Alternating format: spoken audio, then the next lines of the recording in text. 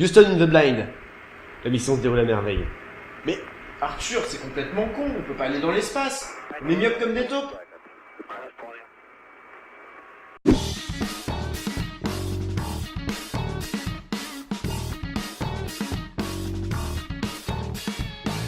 Aujourd'hui, nous allons parler d'un film de science-fiction réalisé par Alfonso Cuarón et sorti en 2013. Il ne s'agit pas d'un film sur l'évolution humaine, ni d'un film à rebondissement, mais plutôt d'un survival movie dans l'espace, Gravity. Un film qui sait donc garder les pieds sur Terre en étant réaliste au maximum. Non, pas du tout au maximum. Ben si, il y a plein d'éléments scientifiquement exacts dans ce film.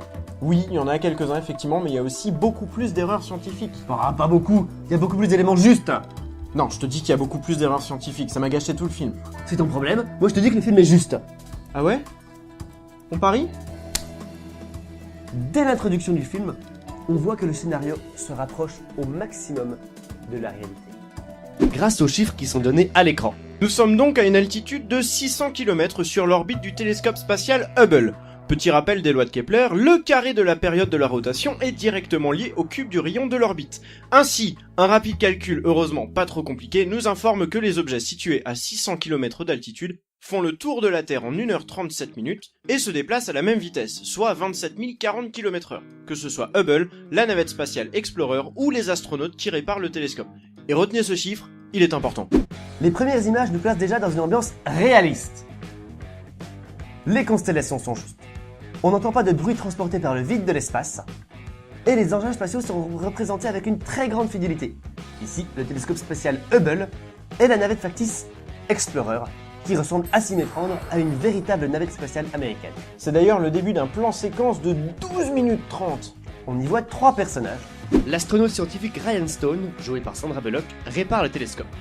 Elle est censée avoir suivi un entraînement de plus de 6 mois pour être autorisée à faire des sorties extravéhiculaires. Le film nous dit que ce n'est pas le cas.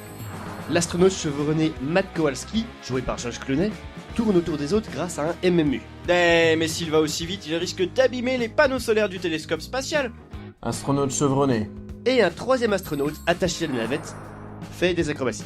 Ce genre de mission est super rapide. On sort, on répare et on rentre. Manquerait plus qu'un débile fasse le guignol, tiens. Ça va. C'est juste des détails. George vient alors aider Sandra.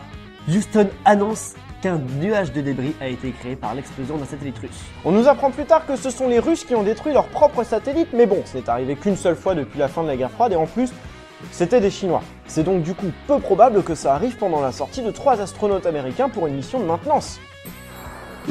Quelques minutes plus tard, c'est la panique. Les débris ont heurté d'autres satellites, ce qui génère d'autres débris, donc d'autres satellites sont détruits, et d'autres débris sont créés à une vitesse exponentielle. La plupart des satellites sont détruits, les transmissions vont bientôt être coupées, le réseau des télécoms est mort. C'est ce que l'on appelle le syndrome de Kessler. Ce syndrome, décrit en 1968 par un consultant de la NASA, Donald J. Kessler, est scientifiquement correct. Oui, mais son application est totalement farfelue. Bien que les débris se situent dans l'orbite basse, zone s'étalant de 160 km à 2000 km d'altitude, et donc la zone la plus densément remplie de satellites, il faudrait plusieurs mois pour qu'une réaction en chaîne de ce type se mette en place. De plus, les débris sont envoyés de façon totalement aléatoire. La probabilité qu'ils atteignent Hubble et Explorer est donc très faible. Mais bon, c'est un film de SF. L'improbable du monde réel devient l'obligatoire de la fiction. Les astronautes voient donc arriver les débris, qui filent vers eux à une vitesse de 30 000 km/h. Soit 22 km par seconde, 22 fois plus vite qu'une balle de fusil et 50 fois plus vite qu'un boulet de canon. A priori, les scientifiques ne sont pas censés les voir arriver.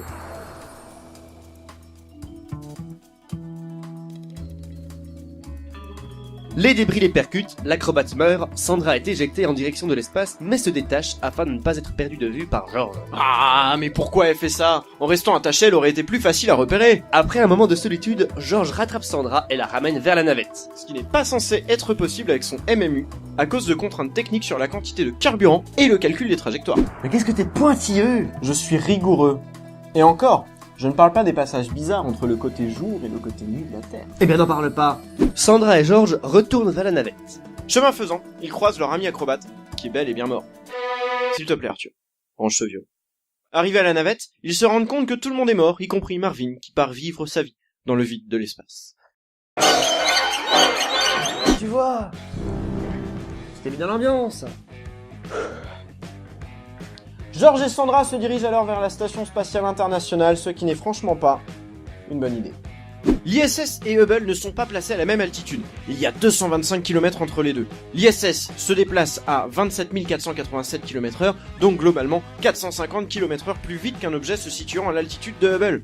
Dans le film, les deux personnages atteignent l'ISS en 6 minutes 12, sans compter les ellipses. Comme le trajet est long, Sandra parle à George de sa petite fille morte. Là, oui, tu peux y aller avec ton vieux. Cette durée implique que les deux personnages franchissent la distance de 271 km et demi en 6 minutes et 12 secondes, ce qui implique qu'ils se déplacent à la vitesse de 2627 km/h. Or, la vitesse maximum d'un MMU est de 88 km/h. Et encore, ici, on n'a pas pris en compte l'inclinaison d'une orbite par rapport à l'autre, ce qui augmenterait la distance entre les deux satellites. Paye ton incohérence! Arrivé à l'ISS, pas de chance, George n'a quasiment plus de carburant Tu m'étonnes! et Sandra presque plus d'oxygène. Ils essaient de s'agripper à la station, mais échouent et se retrouvent dans une situation inconfortable qui débouche sur la mort de George. Ce cliché pourrait être tellement émouvant. Si la scène n'était pas totalement fausse. Attends. Pourquoi est-ce que sa mort est incohérente? Lorsque George et Sandra sont projetés au-delà de la station, ils sont retenus par des cordes accrochées aux pieds de Sandra. Une fois passé l'instant de tension, ils sont immobiles, n'est-ce pas? Oui, par rapport à l'ISS. Eh bien voilà. Que la corde les retienne ou pas, maintenant qu'ils tournent autour de la Terre à la même vitesse que l'ISS, il n'y a aucune raison qu'ils tombent vers l'espace ou la station. Ils doivent être en apesanteur et je t'interdis de chanter. On voit qu'ils tombent vers la Terre pourtant. On peut le croire au début, mais au final, on voit qu'ils tombent vers l'espace. Dans cette situation, soit il reste en impesanteur et il ne bouge pas, soit il est assez attiré par la Terre et il tombe vers le bas. En aucun cas, il ne peut tomber vers le haut.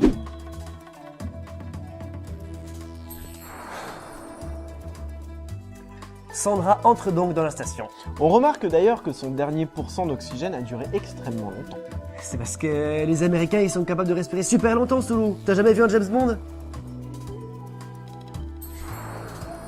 Sandra entre donc dans la station et enlève sa combinaison. Combinaison qui n'a absolument pas été abîmée par tous les dommages qu'elle a subis. En plus de ça, la tenue qu'elle porte en dessous n'est absolument pas réglementaire. Et puis parfois, dans la station spatiale, elle se met à nager comme ça alors qu'elle est dans l'air. Elle n'a rien sur lequel elle pourra s'appuyer. Je me demande d'ailleurs si ses cheveux sont bien en impesanteur. Elle tente de parler à George, mais finit par admettre qu'il est mort. Malheureusement, Sandra doit se dépêcher car un feu se déclenche alors. Elle embarque à bord de la capsule de secours Soyouz, mais le parachute de celle-ci est coincé dans l'ISS à cause de la vague de débris. Elle sort donc la libérer manuellement. C'est alors que surgit la deuxième vague de débris qui va à 80 000 km/h et plus à 30 000 km/h. Ainsi que la deuxième bourde monumentale du film. Bah non, pourquoi? Souviens-toi qu'altitude et vitesse de rotation sont liées. Lorsque les débris créés par l'explosion d'un satellite sont projetés, ils peuvent connaître trois destins. Soit ils vont trop vite par rapport à leur altitude et ils sont donc projetés vers l'espace, soit ils ne vont pas assez vite par rapport à leur altitude, ils tombent donc vers la Terre, soit ils vont à la bonne vitesse et dans ce cas-là, ils tournent autour de la Terre. Soit on admet que leur vitesse est bonne, auquel cas ces débris sont censés orbiter sous la surface de la Terre, soit on admet que leur altitude est bonne, auquel cas ils sont censés aller à la vitesse de 27 487 km/h, et non pas 80 000 km/h. Admettons qu'ils aillent à 27 487 km/h. Ces débris-là peuvent donc tout à fait entrer de nouveau en collision avec nos astronautes. Est-ce que nos astronautes et les débris sont à la même altitude? Et oui, Ils tournent autour de la Terre à quelle vitesse alors? du coup, à 27 487 km/h. Et sachant qu'ils tournent dans le même sens, est-ce que les débris de satellites et les débris d'astronautes peuvent se croiser? J'ai rien entendu. Non, ils ne peuvent pas se croiser. Bien. Sandra peut donc partir en Soyouz, mais la capsule n'a plus de carburant à cause de ses précédentes tentatives. S'ensuit un grand moment de solitude durant lequel elle capte la radio amateur d'un Inuit qui ne pipe pas un mot de ce qu'elle raconte.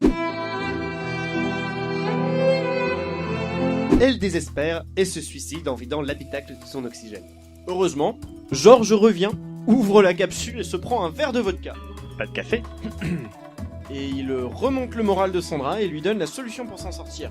Utiliser les rétrofusées de la capsule, puisque de toute façon elle ne va pas s'en servir, elle n'a plus de parachute pour atterrir dans de bonnes conditions. Après quoi, il disparaît. Nous montrant qu'il s'agissait d'une hallucination due au manque d'oxygène. Pendant qu'elle prépare les rétrofusées, nouveau passage émotion. Elle demande à son ami mort de passer le bonjour à sa fille morte. C'est super glauque! Finalement, Sandra s'approche de la station chinoise. Pour la rejoindre, elle utilise un extincteur, sorte de MMU à la MacGyver, ce qui est totalement juste. Génial! Elle entre dans la station alors que la troisième vague de débris arrive, ce qui est encore plus faux qu'avant puisqu'on voit que la station entame sa rentrée atmosphérique. Sandra est donc entrée dans la capsule Shenzhou. même s'il lui faudrait plusieurs mois pour perdre une telle altitude à cause de collisions avec les débris. Elle se désarime. À ce moment-là, elle et son casque devraient sentir la perte de vitesse en n'étant plus du tout en impesanteur. Et finit par atterrir sur Terre, ou plutôt dans un petit lac. Ce qui n'est pas censé être gênant puisque ces capsules de secours ont des systèmes de flottaison en cas d'une telle éventualité. Mais elle manque de se noyer, donc là, les temps de respiration sont respectés.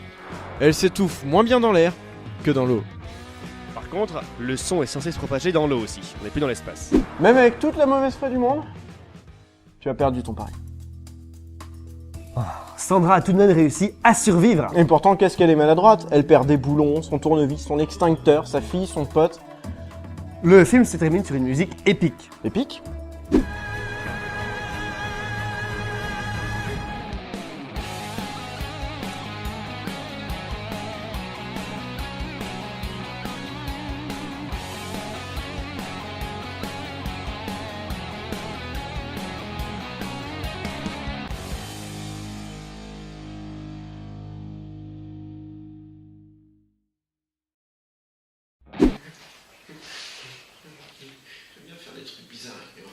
Ah merde, ça enregistre. Enfoiré.